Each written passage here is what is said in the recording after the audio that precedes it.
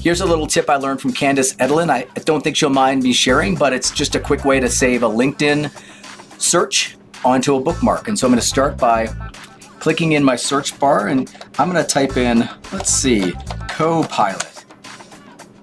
Don't think I'll find any results there.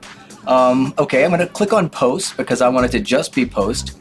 And I really want to see what certain members of my network are doing. So I'm going to type in Claude Rustum, and I'm going to click show results. And we see now that I've got a number of results from Cloud. They're, across the last couple of months. I can add a date posted, so I could click in past week, past month, so I can add any number of search results here. I'm going to go ahead and leave it as is so I can have some results. And then I'm going to go ahead and save this bookmark to my bookmarks bar.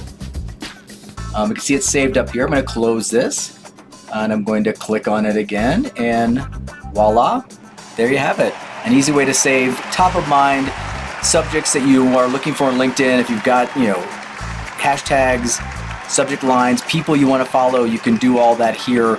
Another quick way to get information you want in the way you want it.